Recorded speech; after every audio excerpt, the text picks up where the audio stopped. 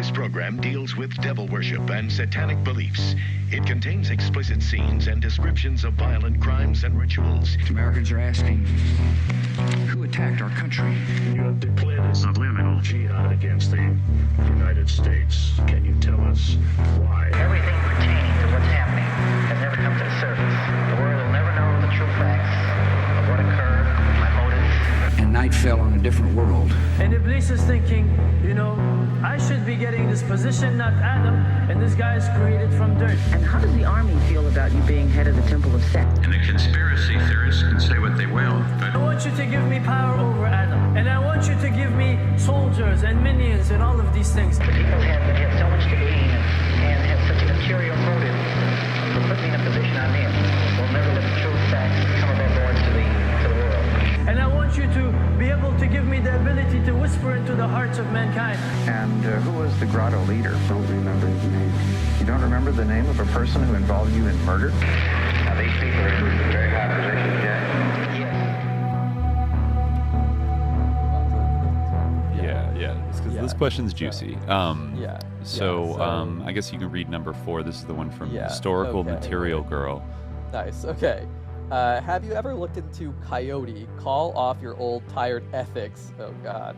Or its founder, Margot St. James. Coyote was one of the earliest groups that were promoting sex workers' rights in the U.S., possibly global. St. James has a very quote-unquote interesting background, including hanging around the Laurel Canyon scene in the early 1960s, including Casey, Zappa, and more.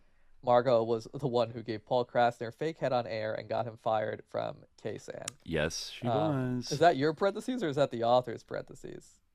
That was my parentheses, actually. Okay, that was my editorial yeah. note from what we were just looking up about that really Krasner. Is, like a crazy. Yeah, I know. This is from September 2022. So shout out Historical Material Girl. And then Spumante Carlo piggybacked off that and said the first time I heard of Coyote was in Esperanza Fonseca's work. I guess there's a Medium article about the problem with sex trade, expansionary feminism, etc. Margot St. James just came up in my reading last week when we were doing the second Epstein Apocalypse episode. And then, some people were asking, about other sus stuff Paul Krasner had done. I don't know if we got to this on the episode, but there was this famous incident in San Francisco alt radio history in 1971 at the free-form, hippie-friendly KSAN radio station.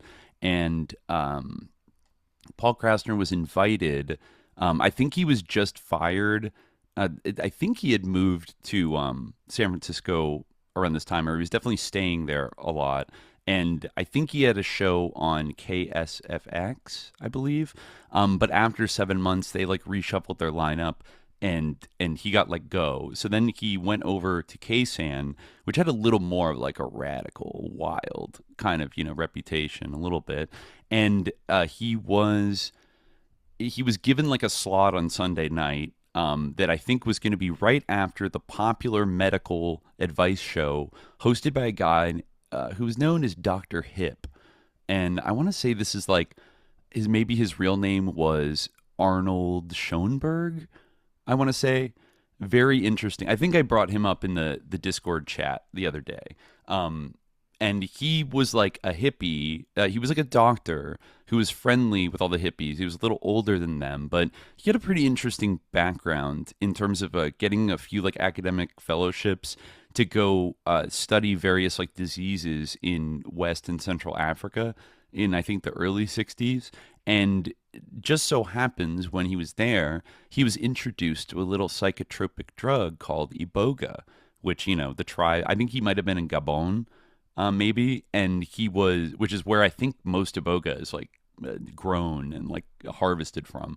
And he participated in some of the tribal rituals that involved Iboga and whatever. And he came back to the U.S. and was wanted to be a big advocate. He somehow ends up moving to San Francisco in the mid 60s and pretty quickly falls in with the Diggers, who are mentioned a lot in Paul Krasner's memoir. The Diggers are kind of an important sort of anarchist like mutual aid slash experimental theater, like hippie, kind of similar to the Merry Pranksters, but like a little more like in terms they like organized more stuff, and they were very important to the whole Summer of Love period because I guess they had set up these free community health clinics around San Francisco, and I guess when Dr.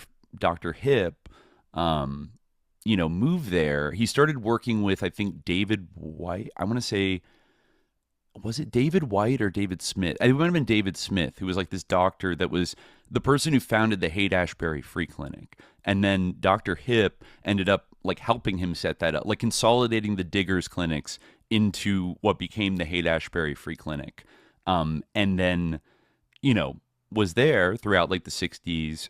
Dr. Hip eventually lived in Sausalito in that little, houseboat community that the Grateful Dead lived up there for a while, but also like a hugely significant figure I'm realizing in going over what we've gone over. Stuart Brand, publisher of the Whole Earth catalog.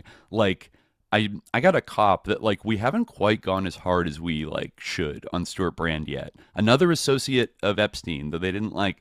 We don't have any emails between them, but they were at the Edge dinners together. And like, he's so tightly connected to John Brockman and to Paul Krasner and other people that like they must have had some, interaction with one another.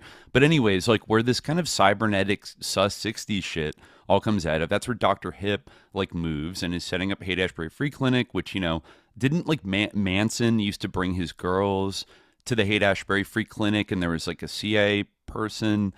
I think Tom O'Neill's book Chaos like talks about like the susness of the Haight-Ashbury Free Clinic, and or was it like his like ostensible parole, Manson's ostensible parole officer was like working there, but like never checked if like Manson was, he was like blatantly violating his parole. And, this guy was like getting a master's in like criminal justice from like UC Berkeley and just seemed like all in all like pretty sus.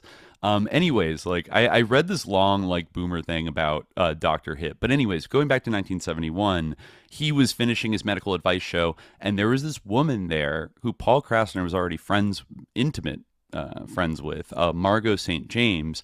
And apparently they did a little prankster stunt when, they passed off to Paul, where Margot St. James mimicked giving Paul Krasner a blowjob live on air. And I guess Paul Krasner was like pretending, moaning or whatever the hell. And he got in trouble for this, like after it aired. And basically Ksan was like, we're not going to give you a show. Like, what the fuck, bro? Like, you could get us like fined by the FCC for, doing that kind of stuff. And I even found a letter that he had written to like the heads of Ksan that was like kind of explaining and sort of apologizing for the situation, and saying like, look, like I didn't mean in any way to like violate your guys' trust in me. But then he kind of like spins it around to be like, but I was under the impression that you guys were actually champions of free speech, and actually I'm not sure if it's you that should be apologizing to me, but that's okay. And like kind of goes in this like sassy like retort of like, how dare you, like you should stick up for my right to just like do porn on air with like a a famous like sex worker. And so then Paul was like kind of exiled from having his own radio show, I think, after that point. But he would continue to go on to like, he was a constant guest on all the Pacifica stations throughout really like the 60s through like the rest of his life, like KPFA in Berkeley, KPFK in Los Angeles, maybe most of all WBAI in New York, which like, I think we talked about in our KPFA episode years ago, had like Bob Fass, who was like, I forget if his show is Radio Unnameable, but it was kind of proto like dirty shock jock, like rando, like comedy radio hour, like he was kind of a pioneer of like, what if we just farted like for 45 minutes, or like, what if we were all on acid and then we had an orgy on air, and like all these like goofy, like bad boy kind of like experiments and like insulting the audience, like all of that stuff, he would go on to be involved with. But Margot St. James, she pops up in not just in that incident in Krasner's memoir, but also I think the famous one. I remember I mentioned Paul Krasner went to like an orgy, I think in San Francisco in the late '60s, and he ended up getting it on with a girl there in front of everybody, and they felt like they were literally like doing the revolution by having public sex in front of everybody, right? Like, this is a famous story of like Paul describing what it was like back then when sexual liberation meant, we were going to change the world, man. Well, like the first part of that anecdote actually is that I guess you had to go as like a couple maybe to this like orgy. It's unclear, but like he arrived with Margot St. James, but then she had clients to tend to, like, sex work clients to attend to that night. So like I don't know, he like gave her a rose or something, but then she like left, and then he was like left at the orgy alone, and then eventually like met some other girl there, and then they got it on. But like they showed up at the orgy together, and she was known as like today, I mean, I think she got like a New York Times obituary when let me see when she died, but she was like a famous sex worker and like sex positive feminist and kind of activist in San Francisco that founded this group Coyote and that advocated for decriminalization of prostitution. She co-founded the St. James Infirmary Clinic, a medical social justice organization serving sex workers in the Tenderloin, which has always been like a huge hub of like the prostitution and drug dealing and quote unquote vice, right? And she was married. I knew the end of her life. She was married to Paul Avery, who was a journalist. Actually, interestingly, he was I think he was a San Francisco He was the San Francisco Chronicle journalist who became famous for his reporting on the Zodiac killer and for his work on the Patty Hearst kidnapping and trial, which. San Francisco Bay Area radio played a very important part, by the way, in the Patty Hearst kidnapping, because the SLA dropped off the two stations that SLA would drop off their tapes to in a kind of occulted method that I don't know has ever been revealed, were KPFA in Berkeley and KSAN, where Paul Krasner did the goofy stunt, getting a blowjob on air. So she eventually married this kind of guy who like really made his name off of Zodiac and Patty Hearst reporting, and was actually allegedly targeted by the Zodiac or like threatened by him back in his heyday. But let's see, Margot St. James, advocate for sex workers, dies at 83. She was like very, very plugged in to the overall like 60s scene in the Bay Area. So she died in 2021. I don't know when she was born, actually. She died at 83, so what would that make her? Like 1930? Help me do this math. You're better at math than I am. If she died in 2021 at 83... her age at death? Well, no, how old... When was she born? I want to find out. So... She's 83. She died in 2021. 1932, right? Oh, yeah. Okay. Okay, so same age as Paul Krasner. 30s. Okay. I guess 30s should be 70, 80, or was she born in 42? No, she wouldn't be born in 42 because no, you're right. You're right. She was born in 1932. Yeah. No, you're right. She was born in 1932, which means that I don't know. Well, let's see. When did she get? I have a curious thought that I want to track down in a second. I'm curious when she got into sex work in San Francisco. And you'll find out why in a second. So it says here in her obituary, let's read it a little bit. Margot St. James was an artist working as a waitress and living the beat life in San Francisco in the 1960s when her home became a counterculture hangout. As she told the Windy City Times of Chicago in 2011, quote, "There was a lot of pot smoking and sex and, whatever. It wasn't the kind of sex that anyone paid for, but the police saw a lot of people going in and out of her house and concluded that it could only be for one reason, so they arrested her in 1962 on prostitution charges. Your Honor," she told the judge, "I've never turned a trick in my life." Interesting. Her conviction, she was jailed briefly, infuriated her and prompted her to take the college equivalency exam and enroll in law school. She didn't get her own law degree, but acting as her own lawyer, she successfully appealed her conviction. Still, with such a stain on her record, she couldn't find work. And that, she said, drove her into sex work, which she kept up for 4 years. She went on to become one of the nation's most prominent rights advocates for sex workers, devoting her life to the cause of decriminalizing prostitution and destigmatizing its practitioners. She died, she died in '83 in Washington from Alzheimer's. Let's see. She founded Coyote in 1973. She sought to reframe prostitution as a profession with legitimate workplace and human rights issues rather than something sinful. An ally, Carol Lee, coined the term sex worker in the early 80s, and Miss St. James helped popularize it. Interesting. A media-savvy activist, Miss St. James invested her crusade with showmanship. She organized an annual Hooker's Ball, a fundraising event that celebrated sex workers and drew politicians, police officers, and movie stars. The balls reached their zenith in 1978 with 20,000 attendees, filling the Cow Palace in San Francisco. Miss St. James loved to make an entrance. That year she rode in on an elephant. Interesting. She campaigned for a seat on the San Francisco Board of Supervisors and promising to keep a red light on outside of her office.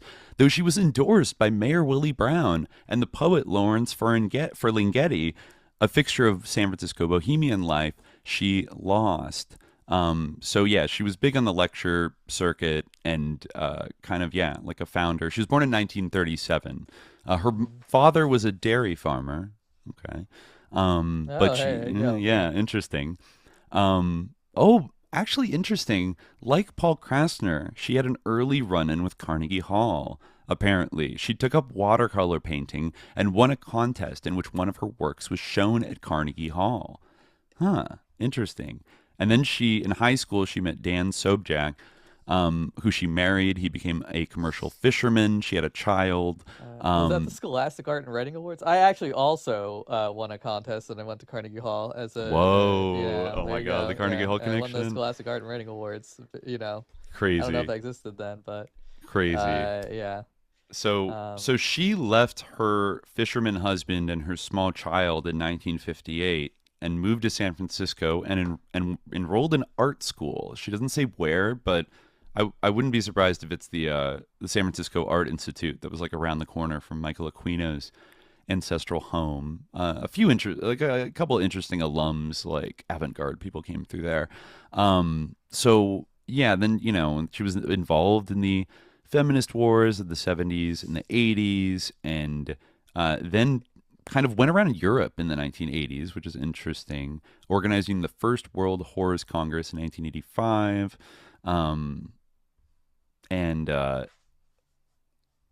Interesting. She actually married Paul Avery, the famous journalist. He proposed that he and Miss St. James get married so that she could share his health care benefits and also take care of him.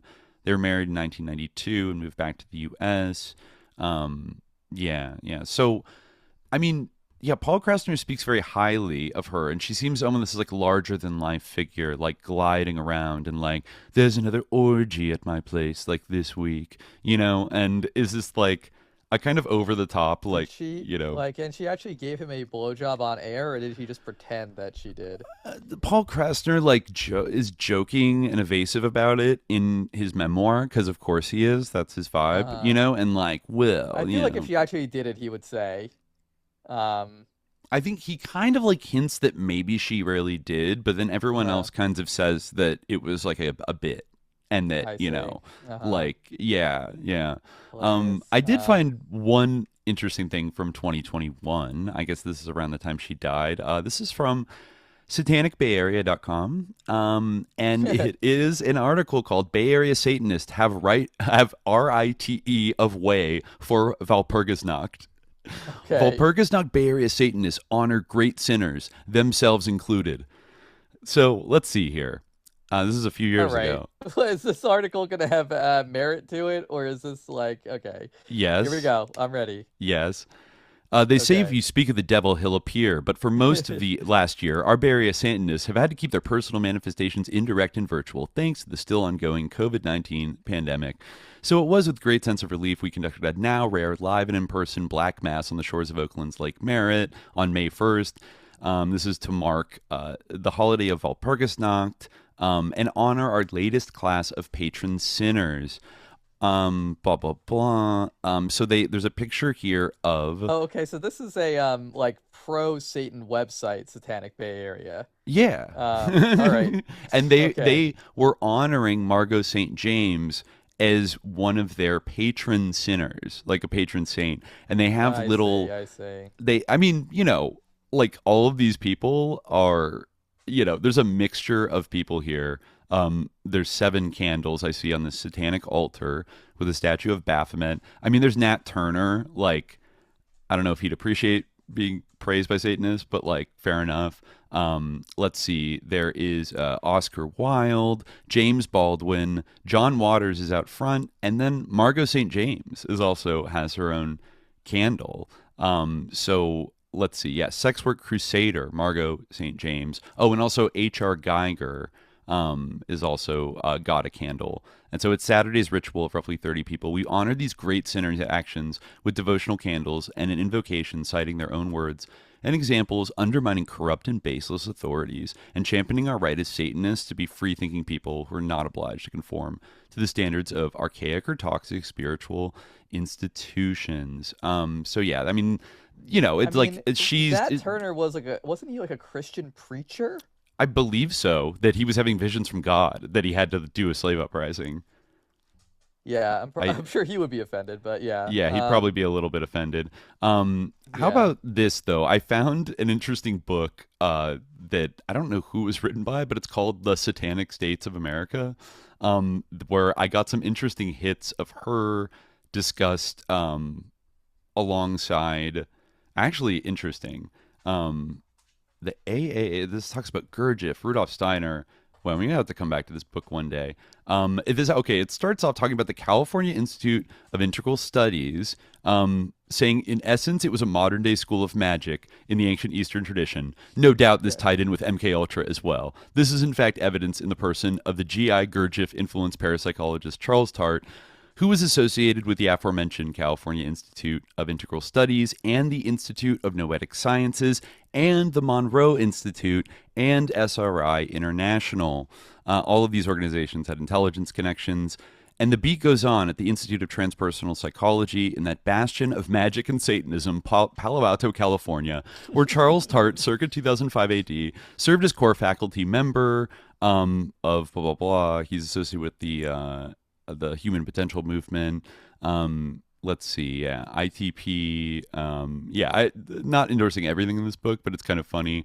Uspensky, shamanism. Here we go. One 1970s Esalen Institute personality of note, who was a colleague of the above-mentioned Charles Tart, was Arthur J. Dykman from Harvard, a Mill Valley psychiatrist / Air Force vet who had studied Zen Buddhism under Suzuki Roshi, founder of the San Francisco Zen Center. Interesting.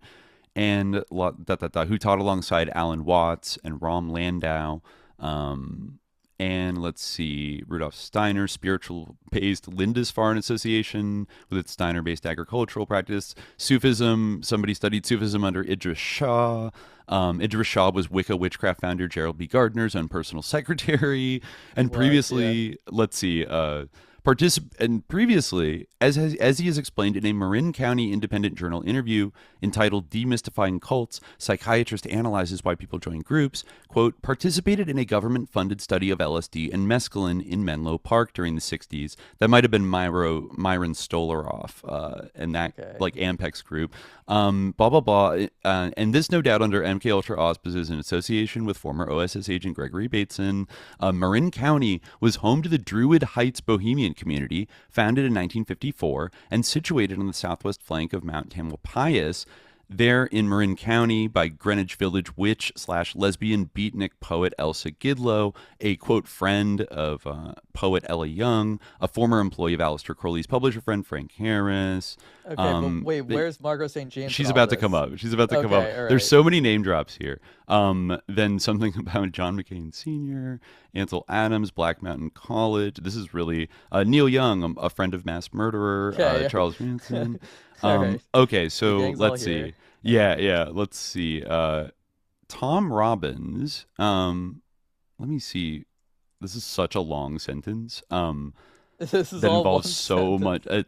much. Okay, here we go. Amongst Ansel Adams, who apparently is sus, his close friends was Dodie Weston Thompson, Black Mountain College student, Gary Snyder, one-time student of Alan Watts, Dizzy Gillespie, Neil Young, Tom Robbins, who served as an Army intelligence officer with Strategic Air Command during the 50s and was a known associate of both Joseph Campbell and Timothy Leary, and was as well a good friend of psychonaut shaman Terence McKenna and feminist Margot St. James, whose WHO feminist organization was founded on Alan Watts's Sausalito houseboat. Sausalito was located near Druid Heights in 1972 AD. Margot St. James was married to San Francisco Chronicle police reporter Paul Avery, famous for his coverage of the Zodiac murders, an associate of the former San Francisco Chronicle police reporter, Church of Satan founder Anton LaVey. Was he a police reporter at the Chronicle? Wow.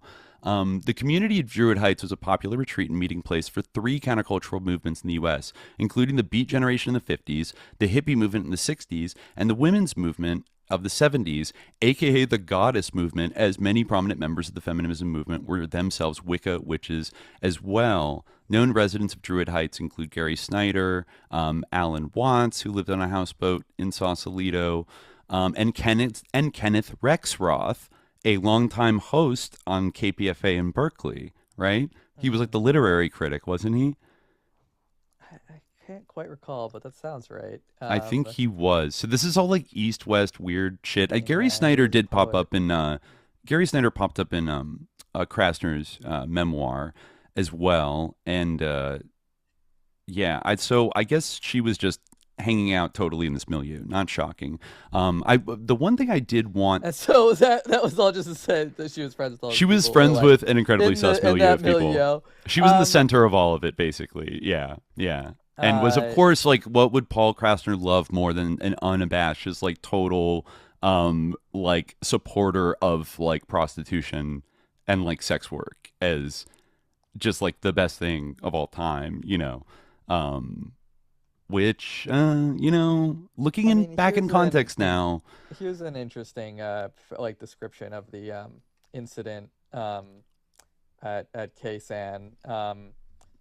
This is from the book Hip Capitalism by Susan Krieger, who it's, I think, based on a dissertation that she wrote at Stanford in 1975, called Co-optation, History of a Radio Station. But this is called Hip Capitalism. For access to the full-length episode, subscribe to the Hour of Frequency at patreon.com/subliminaljihad.